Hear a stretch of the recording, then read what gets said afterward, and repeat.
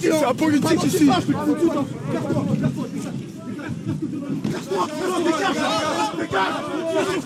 Eh, qu'est-ce qu'il y a?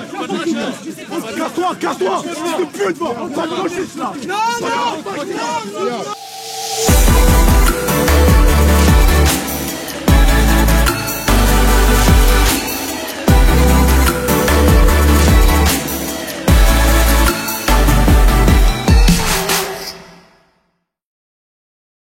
Vous êtes du NPA? Oui. Le Rassemblement national, en fait, fait partie des classes dominantes dans la mesure où ils font partie de la bourgeoisie. Ils sont par exemple eux. C'est là où il y a le plus de prolétaires. Non.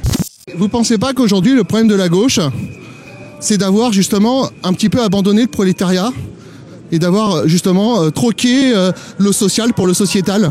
Quelle gauche? La gauche officielle. Ouais, mais même la France insoumise, j'ai l'impression que c'est une question de la gauche en général, en tout cas celle qui est mainstream, on va dire aujourd'hui, c'est d'avoir complètement abandonné les pauvres pour jouer les femmes contre les hommes, les immigrés contre le... Ils font plus que du sociétal. Est-ce que c'est un sujet pour vous? Moi, je pense que le racisme et le sexisme, c'est pas des sujets sociétals, c'est des sujets sociaux. Oui, mais ça divise. Ça divise le prolétariat. Je pense que c'est le sexisme et le racisme qui divise le prolétariat. C'est-à-dire que s'il y avait effectivement pas de patriarcat, il n'y aurait pas de division, il n'y aurait peut-être même pas d'hommes et de femmes. Le problème, c'est qu'en fait, de fait, il y en a. Et vous pensez pas que justement la destruction du patriarcat, c'est ce qui a permis de marchandiser notamment le corps de la femme? C'est-à-dire que la femme est passée de sujet de l'homme à objet de marchandise? Le patriarcat n'est pas détruit. Il est quand même beaucoup. Juridiquement, si. Il se porte en très bonne forme. En France, on a une femme qui est violée toutes les 7 minutes. On a environ 80 000 viols et tentatives de viol par an. C'est pas ça le patriarcat. Si, bien sûr. Le viol, c'est pas le patriarcat du coup. Bah non. Vous pensez que c'est pas des questions bourgeoises, ça? Pardon? C'est des sujets qui concernent que la bourgeoisie? Non, les personnes les plus précaires dans cette société... Elles se posent pas ces questions. Bon, bonjour. Bonjour. Vous pouvez nous expliquer ce qui vient de se passer? Le NPA s'est fait sortir de notre manifestation.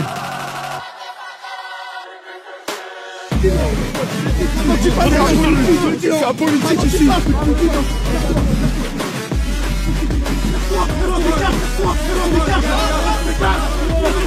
Eh, qu'est-ce qu'il y a? Casse-toi, fils de pute, va! Pas de registre là!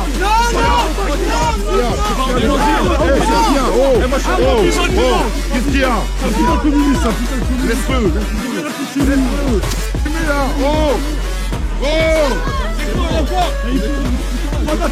Ouais, y'a pas de gauchiste dans les menus. C'est ici, putain! Qui sert un drapeau politique? C'est normal, c'est une récupération. Sinon, vous faites de la récupération! Mon joli bâton, le seul truc que j'aimerais bien faire avec, c'est le mettre dans le cul à Macron. Bonjour, c'est Nous Voulons Vivre. Alors la semaine dernière, dans les commentaires, j'ai vu certaines personnes qui critiquaient le côté un petit peu religion sur les gilets jaunes. Je pense qu'ils n'ont pas bien compris le message. En réalité, religion, ça vient du latin religare. Et ça veut dire ce qui nous relie. C'est-à-dire que religion et se relier, c'est la même chose. Moi, je pense qu'aujourd'hui, on est rentré dans une crise de l'individualisme, qu'on ne peut plus vivre comme de parfaits individualistes narcissiques, que c'est plus possible. Nous vivons la chute de Rome. Et le mouvement des Gilets jaunes, c'est un mouvement d'un peuple qui renoue, qui se relie de nouveau. Et en ce sens, c'est un retour de religieux. Qu'est-ce que vous pensez de la CGT qui essaye de reprendre le mouvement? Non, c'était le trou du cul la CGT, voilà. Les élus régionaux ne connaissent plus rien aux régions. Une réaction par rapport à ça?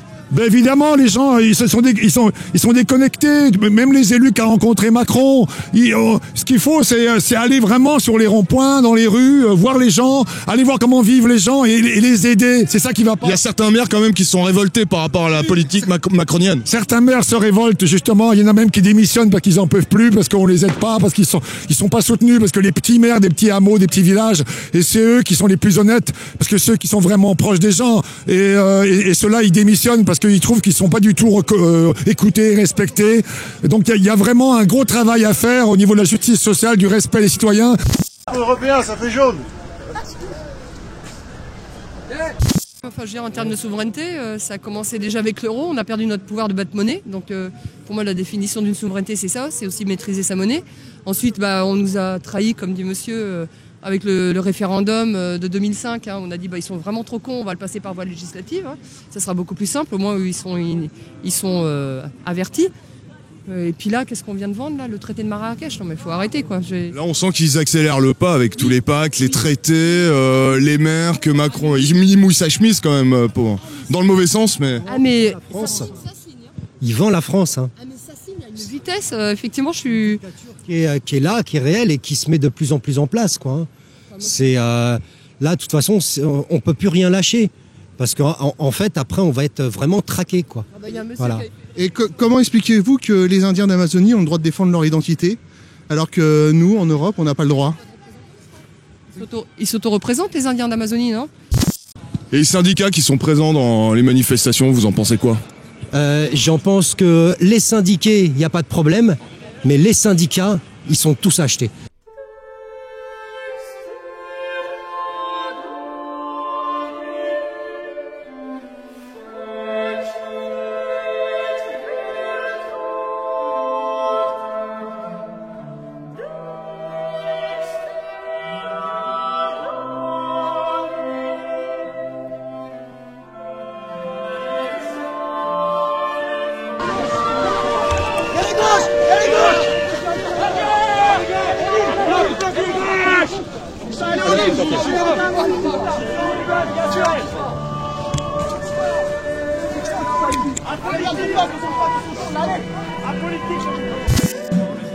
C'est là qu'on va créer des crédits productifs pour créer plus de 6 millions d'emplois rapidement.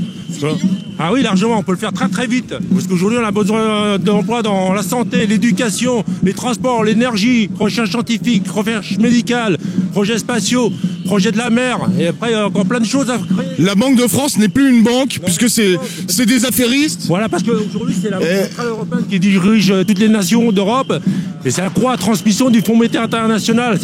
C'est un problème mondial en vérité, c'est européen. C'est pas seulement uniquement à la France. En vérité, c'est le futur de l'humanité qu'on est en train de jouer là, aujourd'hui. C'est la haute finance internationale qui c'est le Fonds monétaire international qui a le pouvoir aujourd'hui, malheureusement, oui. Et c'est BCE qui fait la croix à transmission pour l'Europe. Et bien sûr, la France, ça fait partie de l'Europe. J'ai l'impression que ces gens-là, c'est une petite caste mondialisée. C'est ça, c'est une caste qui veulent préserver le pouvoir et les matières premières. J'espère qu'on va pas se faire encercler comme Vercingétorix. Faut espérer, parce que tous les samedis ça finit comme ça souvent.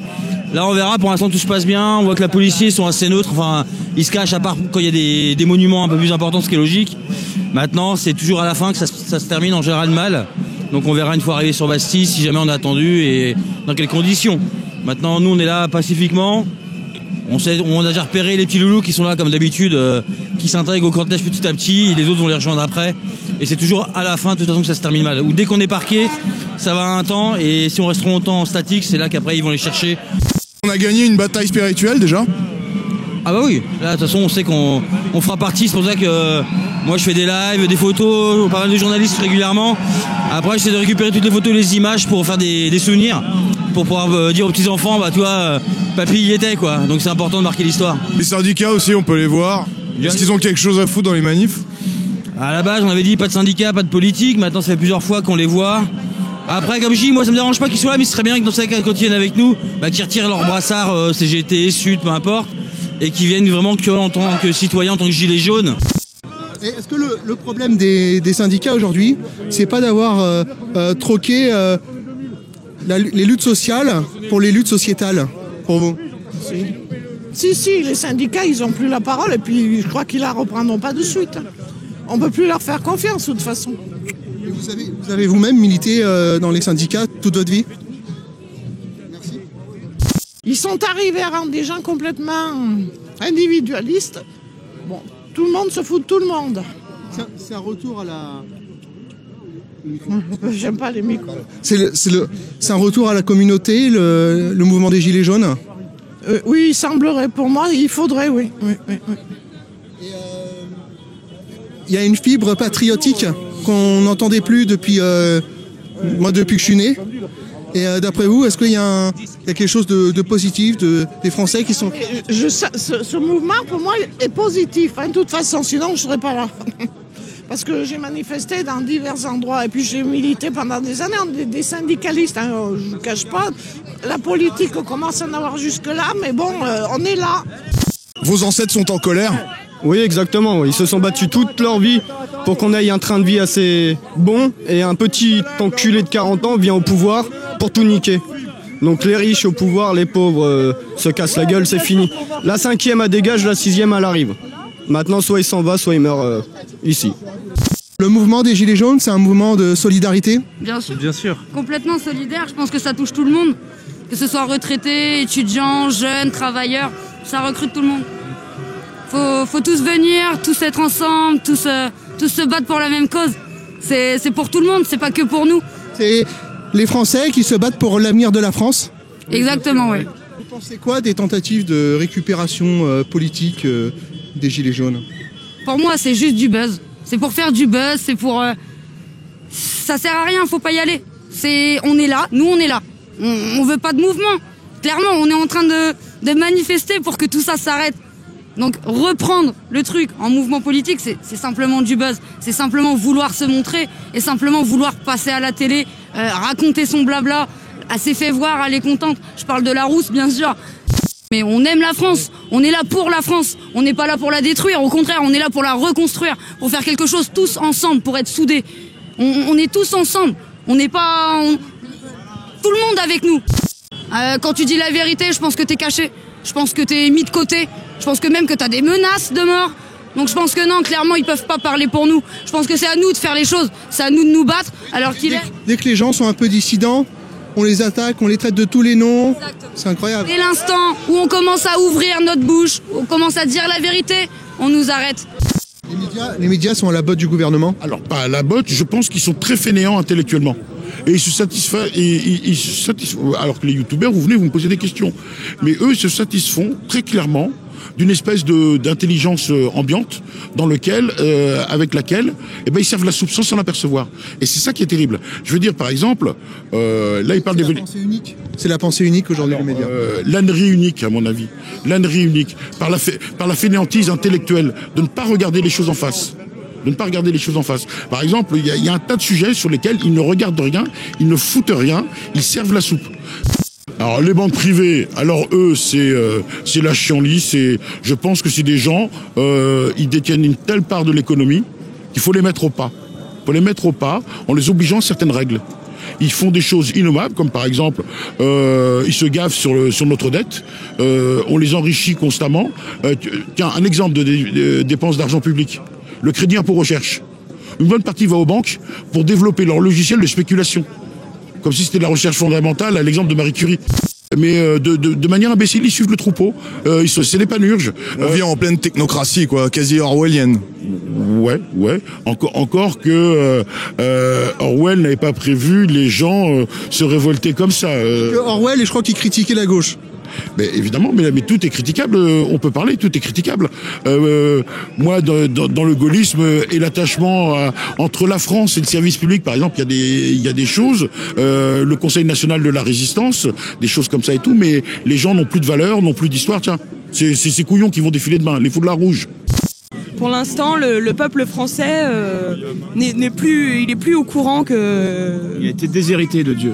Voilà, on l'a dépouillé de Dieu, on l'a dépouillé de son identité, on le dépouille de son argent, on le dépouille de tout. Donc là, pour l'instant, le peuple, il est orphelin de tout. Emmanuel, en hébreu, ça veut dire Dieu est parmi nous. Ouais. Vous avez une réaction par rapport à ça? Ah oui. Ça... non. Peut-être que Emmanuel Macron est finalement là pour générer des gens qui viennent dire ce qu'on dit là, donc peut-être par lui, à son insu et contre sa volonté, mais en ce qu'il est, peut-être qu'il sera un pont finalement vers un retour vers la foi. Mais beaucoup de choses qui font la philosophie de la France aujourd'hui sont la philosophie chrétienne, coupée de Dieu, simplement. Juste, on en a enlevé la paternité divine. On a abandonné Dieu. On l'a abandonné. C'est pas lui qui nous a abandonnés, on s'en est détourné. Avec mai 68, avec toutes ces histoires de modernité et tout, on s'en est éloigné. Aujourd'hui, on traite toujours les gens qui sont opposants à la pensée dominante comme des hérétiques. Et j'ai l'impression qu'aujourd'hui, les journalistes passent leur temps à faire des bulles d'excommunication. C'est les nouveaux prêtres. Oui, mais parce que on n'a plus de religion. Mais On est créé avec la soif d'une spiritualité, la soif de Dieu, donc on s'en invente d'autres. C'est les idoles. Vous pensez que ce sont les idéologies qui ont pris aujourd'hui la place des religions? Oui, c'est des idoles, c'est des fausses idoles, et pareil. C'est les idéologies qui échouent aujourd'hui à rendre les gens heureux. Vous êtes là pour faire la sécurité? Oui, je suis là pour faire la sécurité, étant donné que c'est un rassemblement autorisé, alors un mouvement autorisé, c'est pour ça qu'on est en train de faire la sécu. Quand c'est pas autorisé, on fait pas la sécu. Vous êtes boxeur? Oui, je suis boxeur. J'étais ancien boxeur et je suis entraîneur maintenant. C'est quoi toutes ces médailles? J'étais instructeur de tir et de combat au Liban et je formais les gens à partir de l'ONU, à partir de France. J'ai préparé à partir, que ce soit au Liban, que ce soit au Tchad, en Irak. C'est un rassemblement patriotique, les Gilets jaunes? Oui, c'est un mouvement patriotique, mais moi je suis là parce que c'est la paix. Nous, le béret bleu, c'est la paix dans le monde. Quand on voit le peuple se faire taper comme il se fait taper en ce moment, nous on a un contrat moral, c'est protéger le peuple et défendre la France. C'est pour ça qu'on est là. Une prise de conscience générale, les Gilets jaunes? Oui, ce qu'on aimerait, c'est avoir le maximum de soldats, au moins ceux qui sont respectueux de la nation, et de venir nous rejoindre, parce qu'on ne peut pas laisser le peuple se faire battre. Il faut qu'on les défende au maximum. Un message pour les gens qui vont nous regarder? Venez tous, c'est calme, c'est tranquille, c'est un footing de 25 km tous les samedis, super, sans payer, gratuit, venez tous. C'est moi? Vous êtes antifasciste? C'est quoi le fascisme pour vous? Vous savez définir le fascisme ou pas? Ouais, t'inquiète pas, C'est quoi le fascisme? Ma gueule, j'ai une gueule de facho, moi. Je suis libanais. Et alors? Je peux pas être fasciste et libanais? Vraiment? Pour savoir un peu ce que vous pensez, pourquoi vous êtes là, vous êtes gilets jaunes. J'ai pas envie de te parler, Si on t'a pas autorisé. Moi je veux bien discuter avec vous, donc c'est vous les fascistes. Le fascisme, c'est pas ne pas vouloir discuter. Alors c'est quoi? Je sais pas si t'es au courant. C'est quoi? Ah, c'est ça. Voilà, ils se sont fait sortir.